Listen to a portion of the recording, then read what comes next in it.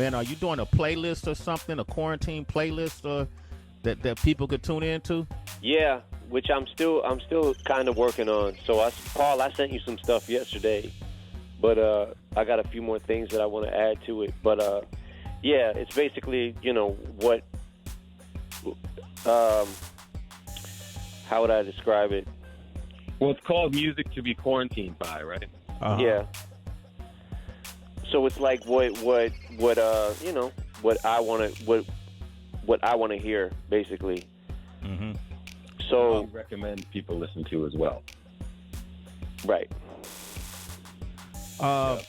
Hey, Em, let me ask you, bro, because, I've known you a long time, man, and quarantine for most of the country seemed like something new, but because of your fame and the status you've had, it feels like, and I could be mistaken, I could be ignorant, but it's kind of seemed like there was a time in your life where you were already self-quarantined because of the fame, because of the, the public fanfare. Is that fair to say?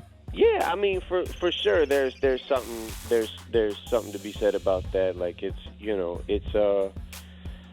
but it's not the same. It's not the same when you can't do a lot of your regular routines and shit, and going to the studio is like my outlet, and it's I can't we can't really get in right now and do much, so I just been writing, but yeah, to a certain extent, yeah, fame is definitely over the years kind of already had me quarantined, but it's the fact of knowing that you can't really go out, and you can't, like, we can't move like how we normally move, and so it's not just the same. It's not just the same thing for me. Yeah. Every day, you know what I'm saying? That it always is. There's something to be said about knowing that you can't go out and do certain things, like, because the truth is, if I wanted to go out, I can do certain things, right? Mm-hmm. There's certain things that I'm able to do, regardless of the fame or not, that I still can't do. And like I said, we were talking about what to do right now, and it's like the fact that when you're home and you can't even you can't even watch sports, like, there's no boxing, there's no baseball, there's no nothing, right? So it's just like you can watch the news or you can bury yourself in Netflix, but I just been burying myself in the pad, because and like I said, started reading Rakim's book. I saw the Crook's Corner interview, and if people ain't seen that, you need to go watch it. The Rakim interview that King Crook did on Crook's Corner is incredible, and especially if you know and understand Rakim, like, and have studied him like I have, like, it's incredible for me to watch something like that, and just, he drops a lot of jewels in that, man.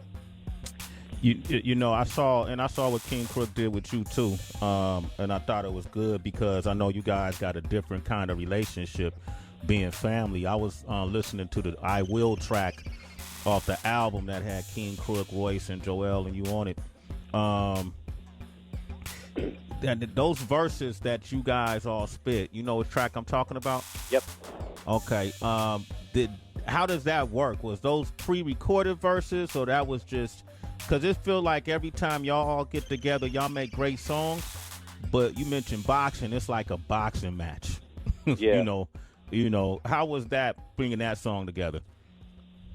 Well, it was, I mean, it's kind of just like we do what we do, right? Like, we're, like, us getting on a song, like, especially like in the when we were doing the Slaughterhouse albums, it was the same thing. It was like getting on a song with anybody from Slaughterhouse was a problem, right? And rappers like King Crook and Joel Ortiz, man, they're a fucking problem. Yeah. Right? So if you're gonna get on a song with them, you need to fucking bring it. And that's one of the things that to me is, it's so dope that Crook is doing Crook's Corner right now too, but people who might not know about Crook need to look up some of his music because he's a fucking problem. Mm-hmm. He's one of those dudes that it's nerve-wracking to get on a song with him. Royce too. Yeah. Same thing. Yeah, that the allegory was shit. That one, Mike. That's Royce's Bible album Yeah. for me. You know, like just listening to, like I still listen when I'm listening to that album, man. I feel like I'm halfway in a lecture hall, but I'm in euphoria for a dude who just loves lyricists. Yeah.